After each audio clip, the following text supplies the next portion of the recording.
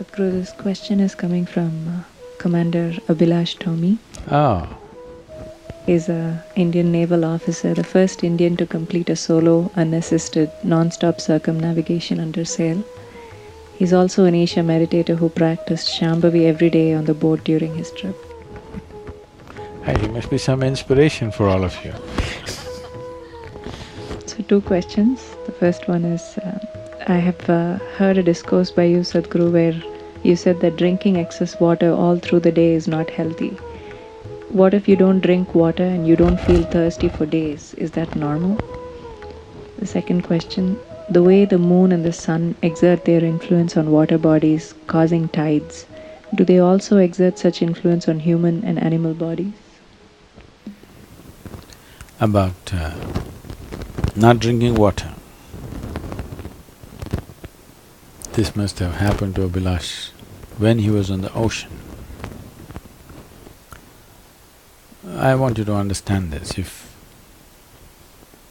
being on the ocean for maybe 2 months or 3 months all by yourself, one-man boat, means you really have to be in tune with what's around you in many ways. In some ways where you can logically understand, in many ways that nobody understands but they know it works like that. Anybody who's been at sea for long periods of time has this sense. Anybody who's flying for a certain period of time, they have a sense with the wind and the air in a certain way. Not all of it is scientific knowledge, not all of it is intellectually correct, but they just know that's how it is and it always works that way. Because like every other creature which lives in water, they know things which no naval officer will know. A dolphin or a whale or a shark knows things about the ocean and water and its behavior which no oceanographer knows in the world. Because it's not an intellectual understanding, you're part of that. So in some way, someone who wants to go around the world in a boat all by himself, in a sailboat without any engines or anything, obviously you get into tune with the water around you, otherwise it won't really work for you. First of all, you won't mentally survive that. Forget about physically making it.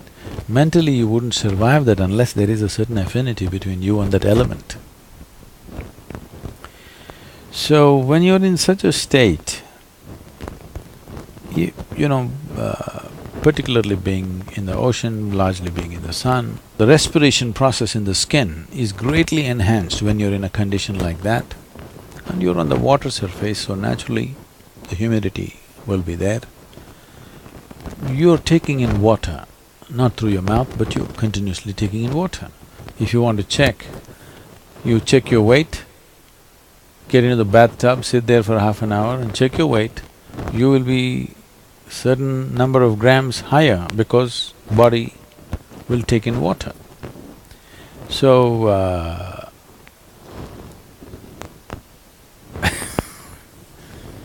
I had some nasty joke, I'll skip that. So, this body does soak up water either with contact or with humidity in the air. So, this ability may not be same from one person to another. One person may be doing it at a higher rate than someone else. And those of you getting all creamed up from head to toe, you must know this, that in many ways you taking away your contact with the existence. Grease up the entire skin, it won't breathe. When it doesn't breathe, its contact with air and water and world around you, your general sensitivity will go down. Your neuronal system, your nervous system will lose its sensitivity because the contact, the outermost contact is being blocked up. So, the entire world is taking to this, of course, now to block themselves out because they'll contact the world through the Facebook, of course. Even the bears are going on the Facebook, I heard. So, that's different. But anyway, your need for water might have come down quite dramatically because the humid conditions and your own openness to the element could have done that. And if you don't feel thirsty, if you don't drink water, nothing is going to happen, you're going to be fine. It's only in America you will die if you don't drink water.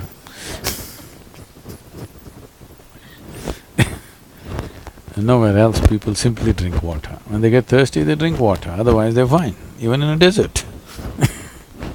It's only in America, in cold climate, everybody's carrying a bottle and sipping continuously because the marketing machines have done this to them, that they must drink lots of water. Excessive consumption of water, especially if it's done in small sips, body absorbs. When it absorbs, the sodium levels, which are very delicately balanced, will drop. The rest of the body also is affected but may not be so noticeable, but in the brain, sodium levels dropping will lead to swelling of the brain. This does not mean your brain is growing. It means… swelling means it's a kind of sickness, okay? Not expansion of the brain, it's swelling up because of lack of sodium content. So because there's not enough sodium, more water goes into the brain, trying to supply the required sodium to keep the balance. So more water in your brain means you will slosh. Psychological imbalances will come when you manage to absorb. See, if you drink lots of water at one go, body will decide how much to absorb, how much to throw out. But if you keep sipping through the day, body kind of gets deceived and tends to absorb more water than it should. But let's say right now you drink 2 liters of water, all of it is not going to go into the system. What is needed, it'll take, rest of it will be shunted out. So, not consuming water and being out there is very much a possibility. Nobody need to drink water simply because you think it's a good thing to do. That is what the water bottling companies are telling you, okay? When you feel thirsty, you must drink water just to ensure you're drinking enough. Drink 10% more than what you actually need, a couple of cups more, just to ensure that you don't drink less. If you're not the kind who is carrying a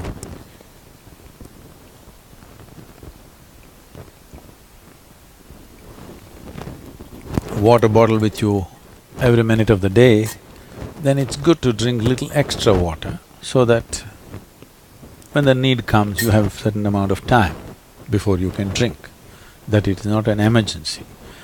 At the same time, when you need water, when you're thirsty, if you don't drink, it'll cause damage to the system. I would say, this may be very controversial, the medical fraternity will for sure protest on this, but they will come to it after maybe 20 years or 30 years. I would say if everybody consumes good water in sufficient quantity, 50% of the heart attacks in the world would come down. The damage to the heart is immense when the water that is needed is not there in the system. But when I say water, it is not just about drinking liquid water, you must eat high water content foods. If you eat a fruit, it's nearly 90% water. Vegetables and other things are over 70% water.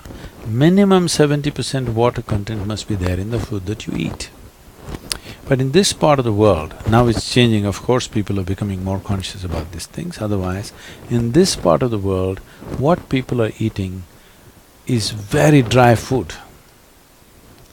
Everything that is here is generally dry. Only now, I think 25 years ago, in this part of the world, hardly people ate any vegetables. Vegetarians were beaten on the streets. Yes, being a vegetarian is a crime. because they think you're weird. So, very low water content food you eat and it goes and gets stuck in your… like concrete, it sits in your stomach. Now you drink water, that's not going to help. You must eat high water content foods. When you consume food, at least it must be level with the percentage of water content in your own body. So any food that you eat should be at least 70% water content. So this is why vegetables, fruits must be part of your diet so that it is there. You eat bread, I don't know, it's just 20–25% water content or even less, depending on the type of bread you eat. If you eat meat, it's very, very low water content. Cooked meat has very low water content. So, when you're on bread and meat, you will have serious issues, and I'm telling you, doctors may think I need water up here, but they will come to this in 20 years, 30 years, whatever time they take. I will tell you, if they consume high water content foods, 50% of the cardiac deaths will go from the world. People won't die of heart attacks. One reason they're dying of heart attacks is they're eating very low water content foods. So people may say, what about other countries? Why are they dying in India? There also the same has happened. What used to be traditional meals and what they're eating today, it has changed dramatically because they're also ruled by commercial forces who tell them what to eat. They won't listen to their bodies. They look at the advertisement, the big hoarding or the television advertisement decides what you eat, not what your body tells what to eat. So, not consuming water in certain situations is okay, but if there is an indication of thirst, you must drink water. It's very necessary that you must drink water when there's an indication of thirst, because body has its own way. When it indicates you need water, you must give it water within 20 minutes or at least at the most half an hour. You must drink substantial quantity of water. If you drink enough water, then body will choose how much to take, how much to reject. What's the other question? I'm sorry. Oh. Both the sun and the moon have vibrational impact and also gravitational impact on the water. Only the gravitational impact of the water is noticed by most people because a sailor like Abhilash cannot sail. Okay, that's a small boat, it can sail any time, but if you have a big ship, you cannot sail without the tide. You cannot leave the port without the tide. Right from ancient times, sailors have always looked for tide. Without the tide, there is no question of sailing in the ocean, without the help of the tide. So understanding when it comes up, when it goes down was very, very important. Generally, to put it in a very simple terms, though the see, it's the same gravitational pull which is managing planet Earth and Moon. But the centrifugal force of the rotation and the gravitational force somehow are so perfectly balanced that they're holding on together. But actually, the center of the mass is in one place, it's not in two places. So it's one gravity managing two bodies, two celestial bodies. You know, planet Earth is also a celestial body. It's a heavenly body. You're in heaven, missing the whole point. If you were standing on planet Mars, Earth would look like heaven or no? It is a heavenly body and for sure the best planet in the system at least, in this solar system. It is for sure heaven in this solar system, isn't it? Okay, we're messing it up, that's different, but it can fix itself. If we vanish, it'll fix itself pretty good. If 50–60% of the human beings disappear somewhere, let's say they go to Mars. You will see planet Earth will just revitalize itself and flourish in a big way, because she still has water. Water has not been lost. You know, all of you are water bottles. You little more than them, but this is a water body, isn't it? Huh? 70% water, just shake and see.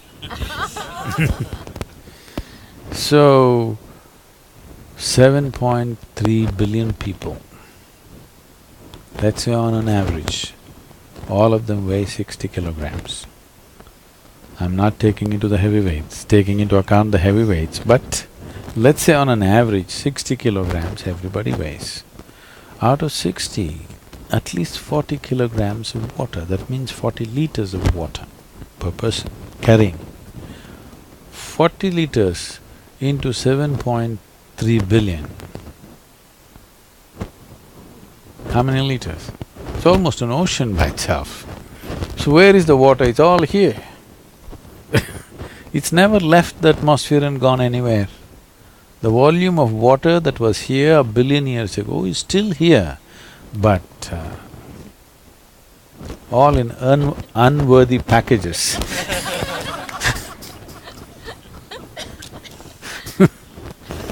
So, the impact of the sun and the moon, the gravitational impact is noticed, but the reverberational impact is not largely felt by people, but the Eastern societies have seen this as an immense possibility, and making use… how to make use of Paurnami and Amavasya, or the full moon, the new moon, is an entire process by itself. If you do not know this, before the British came to India, Paurnami means, or full moon means 3 days holiday. Amavasya means… new moon means 2 days holiday. So totally 5 days holiday in a month.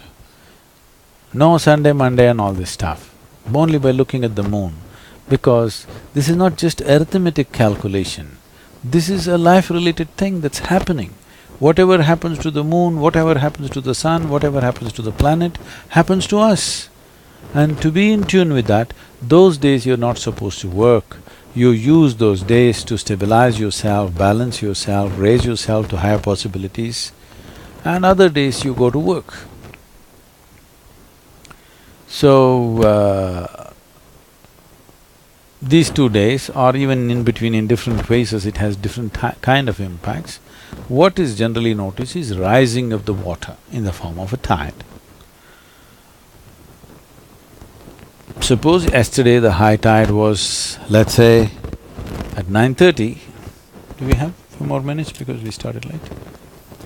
Yesterday it started at 9:30. Today it will be at 10:20, because there is a 50-minute lapse between the moon's way of doing things and the Earth's way of doing things. This does it in 24 hours, that does it in 24 hours and 50 minutes. So, there's approximately 48 to 50 minutes of difference in the high tide from one day to the next. So, when you look at this every monthly cycle, it becomes a complex affair to calculate and to be. Today, of course, it's all being done in a digital way through the satellites, otherwise a sailor had to have a very complex kind of arrangement in his head as to how this is, because if you don't know this, you won't survive. Almost every creature of the sea knows this very well, and the birds which migrate know this very well.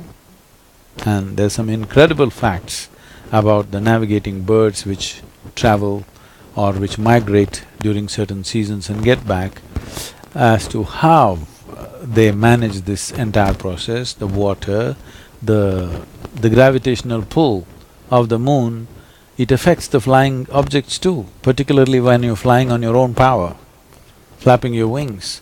Even slightest movement in the gravitation and reverberation affects them. How they manage this, how they go through this is a very, very interesting story. Not just birds, even insects.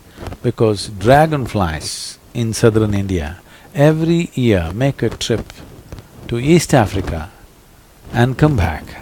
How's that for you? Safari. Dragonfly, this big.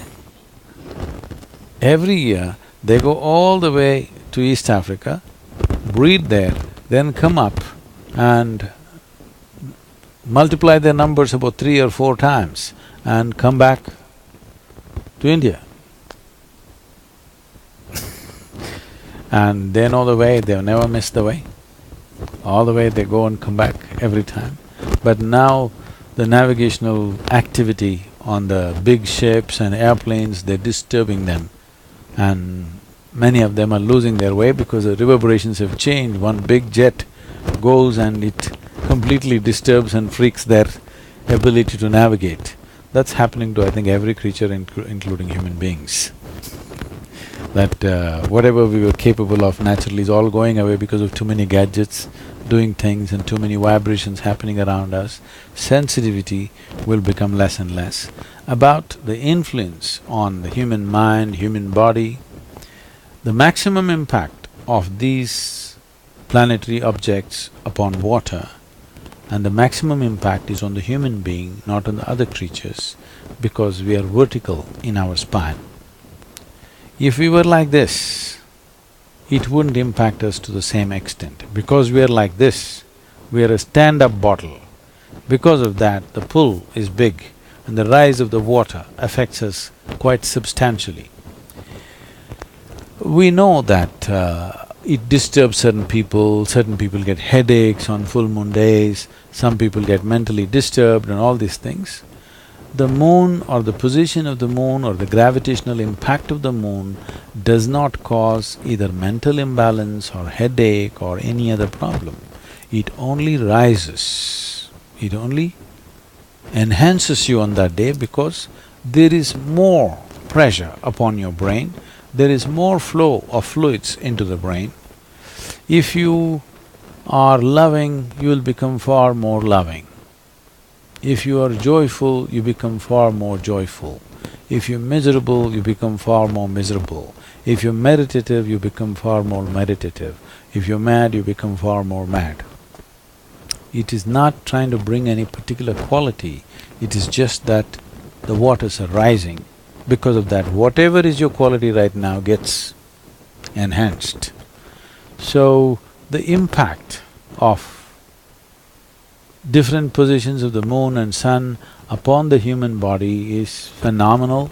If we go into the details of it, it's an entire process of itself. As I said, generally people are noticing only the gravitational impact upon the water, but not the vibrational impact.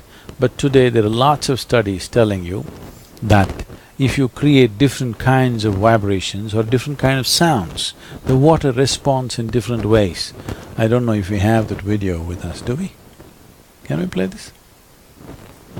So, depending upon the type of sounds we create, accordingly the water takes on different shapes and forms and patterns which are very geometrically correct kind of patterns for different sounds. And you know that the Sheffield University first did this a few years ago. Now people are telling me NASA has published something that talking about they recorded the sound of the sun. Have you heard about this? So clearly sound is coming. So these things are not new to us, these things something we have noticed because every cell in this body is solar powered, okay? You may call it so many things, but essentially whether you burn coal or you burn diesel or petrol or nuclear energy, whatever the hell you do, essentially all of it is solar energy converted and stored in different ways, isn't it? If there is no sun, there would be no hydrocarbons for sure. There's no question about that. So, everything that's happening in nature, whatever shapes and forms that different life forms are taking, is essentially largely related to how the water reverberates, including yourself.